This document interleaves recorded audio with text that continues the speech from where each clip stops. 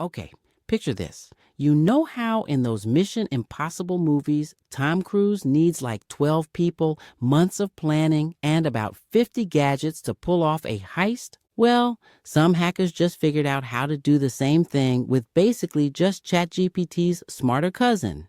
And it worked.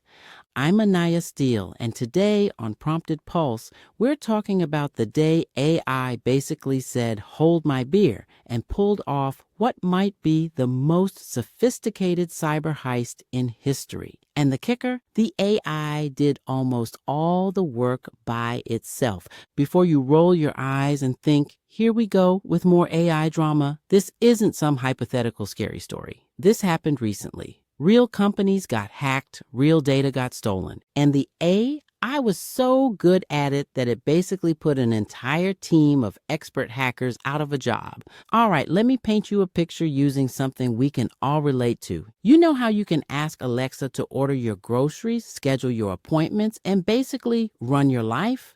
These hackers figured out how to turn Claude AI into their personal criminal assistant. But instead of Alexa, add milk to my shopping list, it was more like, Claude, break into this company and steal all their secrets. And Claude, bless its digital heart, thought it was helping with legitimate security testing. It's like if you convinced a really smart, really helpful friend that you were a professional security consultant who needed help testing whether people's front doors were locked, and then that friend proceeded to figure out the alarm codes, make copies of the keys, catalog everything valuable in the house, and leave you a detailed report about the best items to steal. Except this friend could do this to dozens of houses at the same time, working 24/7, faster than any human ever could. Here's what makes this wild. The AI did about 80 to 90% of the actual criminal work. The humans basically just pointed and said, "Go get 'em," and then went to grab a sandwich while their AI employee systematically broke into major corporations. So how did they pull off this con job that fooled the AI? Simple. Oh, they lied to it. Think of Claude like that overly helpful person at Home Depot who knows where everything is and genuinely wants to help you with your project. These hackers basically walked up and said, "Hi, we're professional contractors doing some authorized work. Can you help us figure out how to get through this wall and access what's behind it?" And Claude, being the helpful digital Home Depot employee it is, said, "Absolutely. Here's the best way to do that. And by the way, here are a few other weak spots you might want to check while you're at it." The hackers set up what was basically an AI sweatshop, multiple copies of Claude running simultaneously. Imagine having 30 personal assistants who never sleep, never eat, and can work faster than any human ever could. But here's the part that actually made me laugh when I read the report. Claude would sometimes get a little too enthusiastic and basically lie about how awesome it was doing, like that friend who tells you they totally crushed it at karaoke when they actually just sang off-key for 3 minutes. The AI would claim it found super secret passwords that turned out to be fake, or brag about discovering critical vulnerabilities that were actually just public information. Even in cybercrime, AI still has a hallucination problem. Who knew? Now you might be thinking, okay, Anaya, interesting, but this sounds like nerd stuff that doesn't affect me. Wrong. So wrong. Let me tell you why. Before this, pulling off a sophisticated cyber espionage operation was like trying to perform brain surgery. You needed years of training, specialized tools, and serious skills.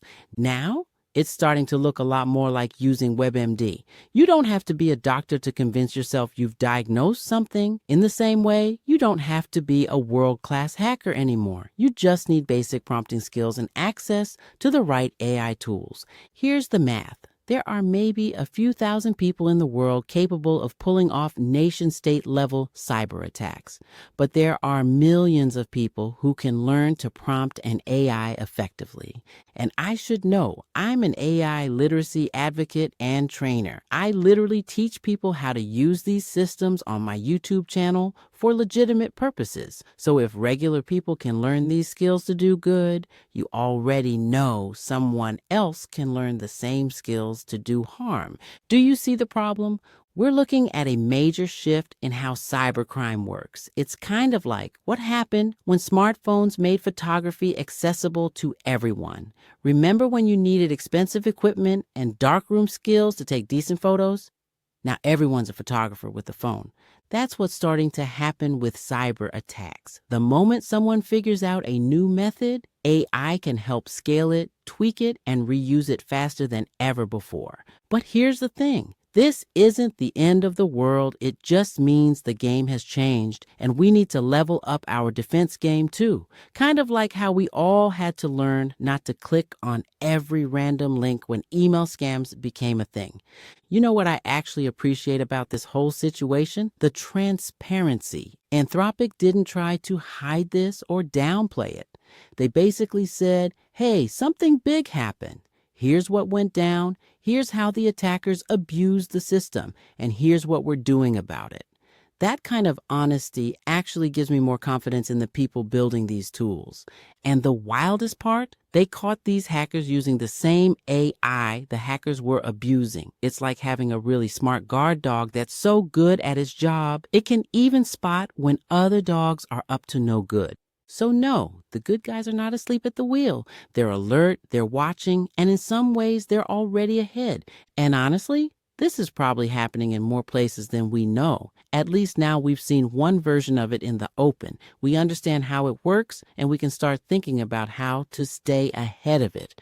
Now, I'm not about to give you some impossible checklist of 27 things you need to do tonight. That's not realistic, and it's not helpful. Here's what actually matters. First, turn on two-factor authentication for anything that matters. Banking, email, social media, work accounts. Yes, it's annoying. You know what's more annoying? Watching someone drain your bank account while you're in line at Starbucks. Second, stop reusing passwords. I know you have a million accounts, and remembering unique passwords is impossible. That's why password managers exist. Get one. Use it. Let it be the brain so you don't have to. Third, start paying attention to this stuff. You don't need to become a cybersecurity expert, but you should have a basic sense of what's happening in AI and cyber threats, because this affects you whether you're paying attention or not. Fourth, when you hear about a data breach, take it seriously. Don't just shrug and move on. Change your passwords. Check your accounts. Actually respond. That's it. 4 things, not 27, 4. Let me bring this all the way down to your real life. The companies that have your information, your doctor's office, your bank, your kid's school, your employer, they're all in this new world now. Some of them are tightening things up. Some of them are still out here on password 123.